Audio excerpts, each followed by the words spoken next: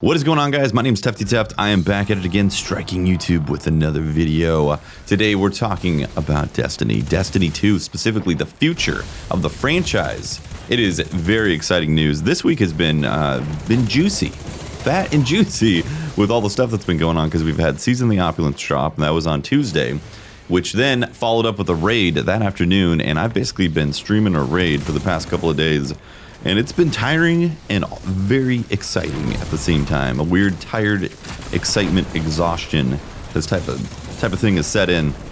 And then today, Bungie dropped massive nukes into the Destiny universe about what is going to happen to the future of the franchise, which is super, super exciting, guys. First off, the big one, cross save. Well, I mean, there's a bunch of big ones, but this is a big one to me. Cross save is official. It's happening. Actually, I don't know the specific date, but I think it's going to be when the new expansion drops in the fall. Cross save means that you're going to be able to take your PS4 account and then be able to play it on PC, Xbox, also this new platform, Google Stadia, which is another big bomb right there. So this is huge, guys, because so many people have wanted to play on other platforms but don't want to take the time to regrind all of the exotics, the characters, the leveling. You've unlocked all these perks and stuff for all 3 characters. You've done the raids and all on that character. Why would you want to start over a new platform?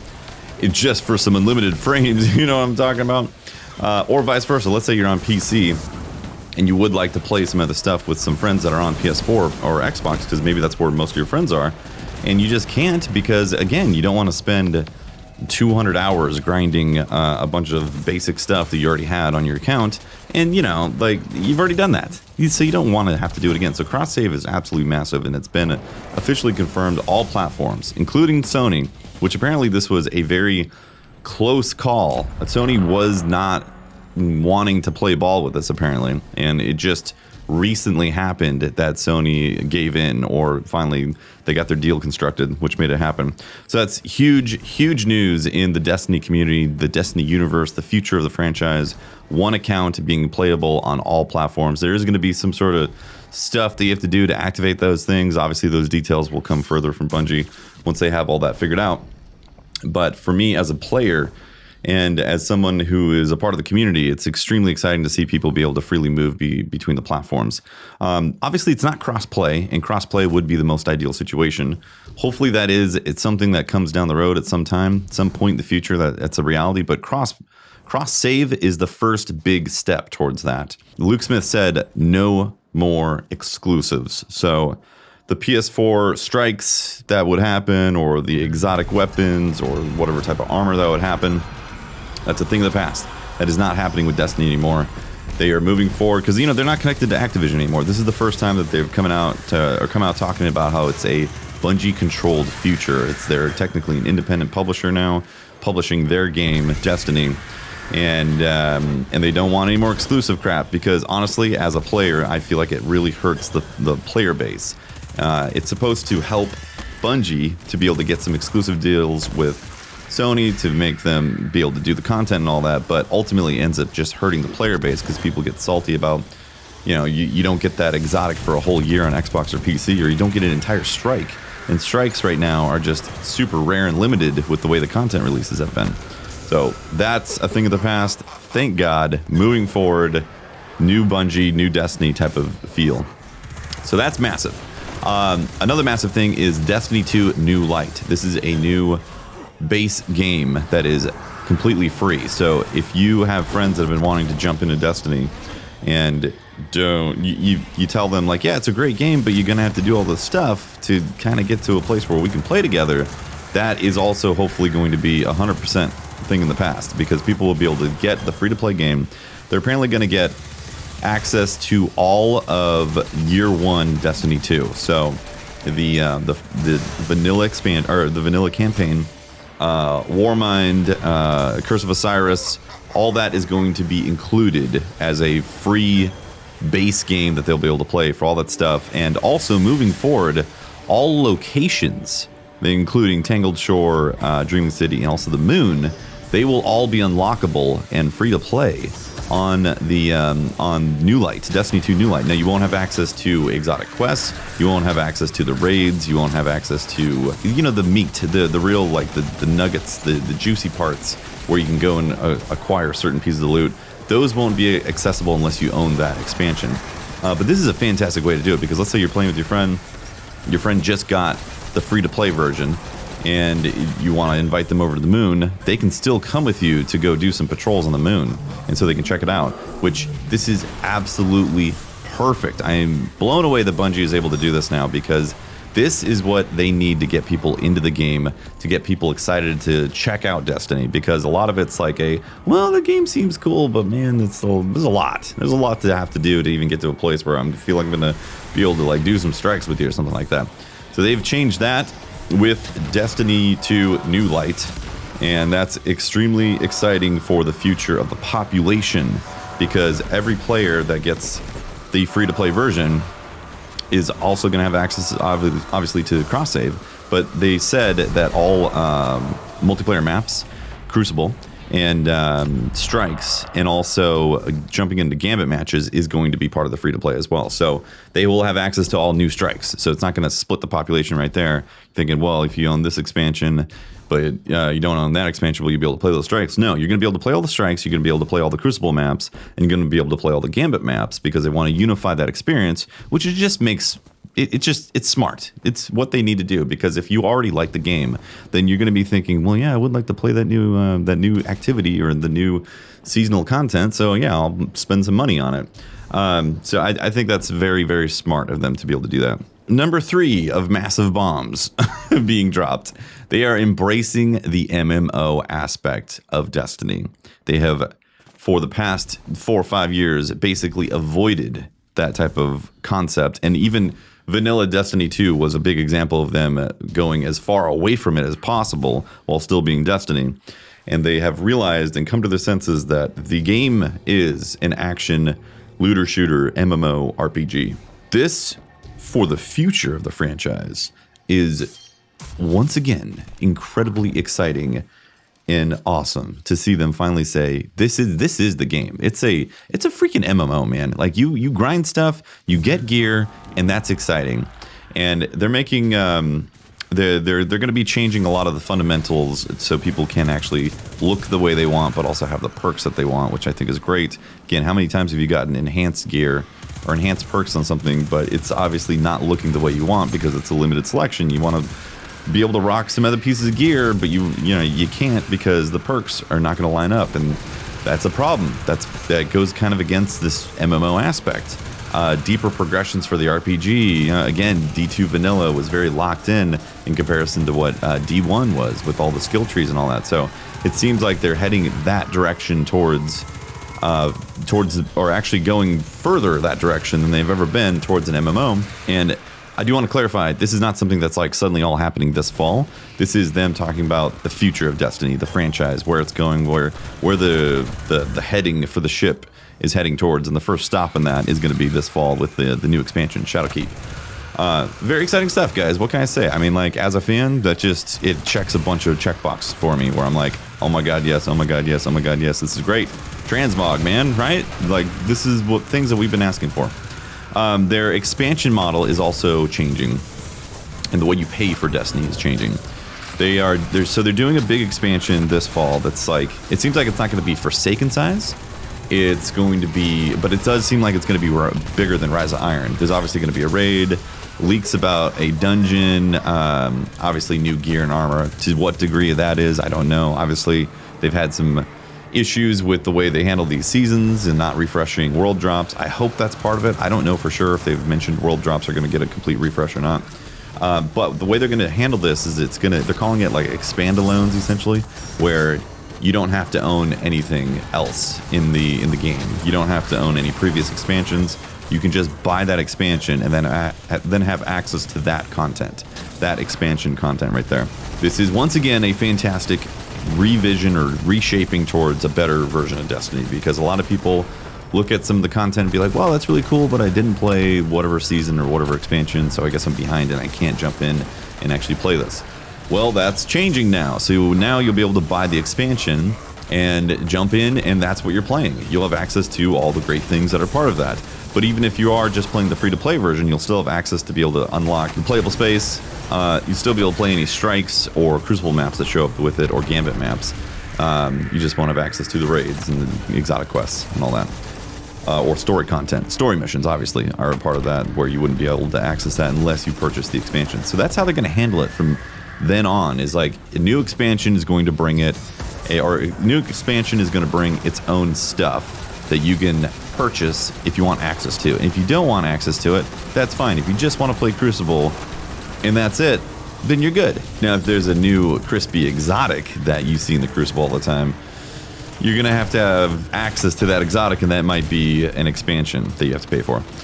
They're also changing the season model as well. So expansions and seasons are different, and they are connected at the same time. So like, apparently if you buy an expansion, it gives you access to that season that's happening currently. And then future seasons, so they're obviously not going to have an expansion every season, because that's a lot of work, but they're going to have what it seems to be is like an expansion every year, along with seasonal content that comes that's similar to the season pass, but different in that you'll be able to purchase which season you want to actually have access to. So for me, for instance, Season of the Drifter was probably my least interested piece of content from Bungie to date. I was like, yeah, you know, it's Season of the Drifter. If I was not a streamer, I would have been able to be like, I'm just not interested in this season. I won't pay for it. And then I'll come back for the next season for whatever content. So they are moving towards that model now, to where if you see what you like for that season, you can pay money for that and have access to whatever new things that they do. Like, for instance, in Season of Opulence, there's a raid, there's Menagerie, the Chalice, you know, those type of things. Like, you would pay money to be able to access that. And I'm assuming that's going to be somewhere between like 10, 15 bucks or something like that for a season of content. The expansion, I believe, is 35 or 40 bucks. Maybe it's 35. I should have looked this up, but I didn't. Let's just assume it's around 35 bucks. It gives you access to the expansion and the season of the time of purchase for whatever seasonal stuff that gets unlocked with that. I think this is a great way for Destiny to continue in the future. It also makes me question how close or distant D3 really is. If they're going to move towards this MMO, action MMO aspect, and have these expandalones and have the seasonal content that drops, and you have these options of whether or not you want to pay for it because it may interest you, it may not. This really makes me wonder if D3 is actually something that's going to be really far down the line once the Destiny 2 side of things has really matured. Like, it's quite possible that the Triangle spaceships are going to be a year or two down the road here, to where that full arc of story is going to materialize 2 or 3 years down the road, and then we'll start seeing what's happening with D3, in which case there might be some sort of major reset or some sort of major overhaul that's happening in the fundamentals of the universe that they do with that. I'm okay with that, honestly. I think that's really cool. It does make me feel like collecting everything again, though, because with D2 in the launch, when they destroyed our stuff, I lost a lot of momentum of wanting to collect and keep everything. With them giving us this new perspective of how they want to move forward with Destiny and the Destiny universe, suddenly I really want to have everything again in the universe, because I feel like they're going to respect that a little bit more, because D2 Vanilla really broke that for me, and I was like, man, why would I even go chase this stuff if I'm just going to reset it again in a few years in D3? With the way they're saying this stuff, I feel like D3 could be 3, 4, maybe 5 years down the road, with a lot of great expandalones and seasonal content that happens, because it doesn't seem like they're trying to tell like this one long story arc that's going to end in a satisfying fashion. It seems like they just want to have a living space that keeps on expanding, which I think the majority of the population is into. We want to just go in, shoot aliens, collect cool stuff, and then repeat. I like going into raids. I like seeing new stuff, giant set pieces, and taking it down and killing a boss, and then getting to reap rewards with the cool loot and being able to show it off. One big concern I have, though, is are we going to be perpetually stuck in this peer-to-peer mode for the Crucible? Because that's a huge aspect of it that I think D2 is hinged upon this engine that I don't know if they're able to really truly reconfigure to bring in dedicated servers. And anybody who plays the Crucible can tell you right away that the game is absolutely hindered by peer-to-peer connections. Sure, you can play people around the world, but it's going to be laggy as hell. And the lack of dedicated servers, if you've played multiplayer games, is very obvious and kind of alarming in a game that's in 2019. So if they do continue with D2 for another 3-4 years, are they going to be able to put dedicated servers into the game for the Crucible specifically? It's a big question mark. I don't know, honestly. I would love them to fix the Crucible experience. They did talk about that in this live stream, but they've talked about those things in the past, and it doesn't necessarily mean that it actually becomes anything in the future. So I've got aspirations for them to do amazing things for the Crucible. I just don't know if it's realistically possible for them to actually hit those marks that what the community wants versus what they're able to achieve. Because they might just be happy with the way things are with the Crucible. They might look at the numbers and be like, well, people are playing it, they're collecting stuff. Why change it? You know, why? Or obviously they listen to feedback, but maybe they bounce that feedback with the numbers and say, well, some people are groaning, but in reality, people are playing this, so maybe we don't need to worry about it that much, you know? Also, Gambit could really use dedicated servers as well. I mean, how many times have you seen just enemies teleporting or some person just sniping you behind walls? Because, let's be honest, the ping or the server tick rate and all that is just absolute crap. And somebody could have like a 500 millisecond ping just because the game allows those type of connections. So if they do continue with D2 down the road, many years, I really hope they're able to fix certain engine things and make the sandbox a little bit more interesting, because right now it mostly comes down to a DPS focused sandbox. And I've said this before in previous videos, and I'll say it again. I really hope that they're able to solve those things and make it more RPG aspect. Elements should actually be elemental in the sandbox and not just relegated to a few abilities and exotics in the game. If I'm shooting solar bullets, that stuff should set stuff on fire. Just straight up. That's an RPG. Those, you know, that's the fantasy side of things. So I hope that they can actually transition the base game of Destiny 2 towards that and not actually require a complete reboot or reset in D3. Because honestly, that's what I thought was going to happen. I thought we were going to have like maybe another year of D2, and then boom, D3 hits with like a real facelift of a MMO RPG aspect. But they're talking about MMO stuff right now with the future of Destiny 2. They're saying Destiny 2 and what they want to do with it. So that's what makes me think that D3 is down the road, farther down the road, and they're going to really build a live, vibrant, exciting D2 game. That's gonna be one of those games you're like, man, remember all the seasonal content, all the expansions that happen in D2? So I think that's really cool. Now, this whole video, I have not talked about Shadowkeep, and I don't think I'm going to talk too much about it because obviously it's exciting. They're bringing back Eris. She's going to be our story lead. It looks, apparently it's twice the size of the moon. So that's all cool. There's going to be a raid, a dungeon, all that stuff. Very exciting. September 17th, they did drop that date on there. And that makes me nervous. Very, very nervous.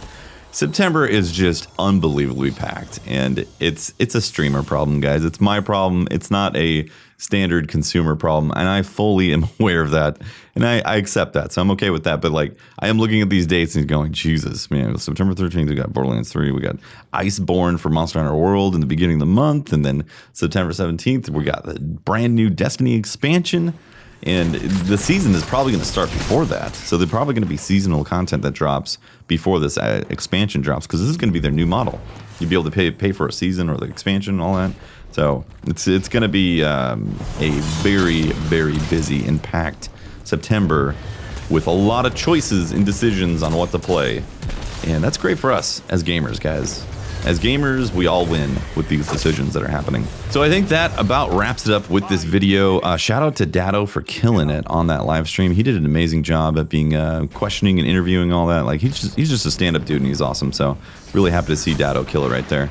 If you haven't seen it, you could go check out the Bungie live stream. I'm sure there'll be a lot of videos reposting it as well. In fact, it might even be on Bungie's YouTube that you can check it out. But this video is a impressions, thoughts, excitement, overall perspective of what I think is going to be happening. In the future, I'll be doing some more. I'd like to talk about Menagerie. I'd like to talk about Crown of Sorrows Raid. I'd like to talk about my overall thoughts on the Season Pass and basically the year of Forsaken. That will be coming in the future, guys. So thank you very much for watching. If you liked it, hit the like button. Leave me a comment what you think about the future of Destiny and how things are being handled. If you didn't like the video, hit the dislike button and tell me why you didn't like the video in the comments as well. If you want more content, also make sure to hit the subscribe button and ring the bell, because apparently that's what you have to do on YouTube nowadays if you want to see it actually show up in your sub box. Also, I'm a streamer, guys, so if you want to catch my streams, twitch.tv/TeftyTeft. And if you want to talk to me on Twitter, it's twitter.com/Teft or at TEFT on there. And also, we have podcasts. We do the DCP podcast, Destiny Community Podcast, and that is at 6 p.m. Pacific time on Thursdays. Twitch.tv/DCP_live. And we also do a side quest podcast as well on Mondays at 1 p.m. I know it's a lot of plugs. I'm sorry, guys. I'm plugging away right now. Anyways, I just want to say thank you so much for the support. It has been amazing, and I've been excited, very, very excited to jump back in and play more Destiny. And man, Borderlands has also got some stuff coming up. Whew. It's exciting times, guys. Very, very exciting times. Thank you very much for watching. I will catch you next time.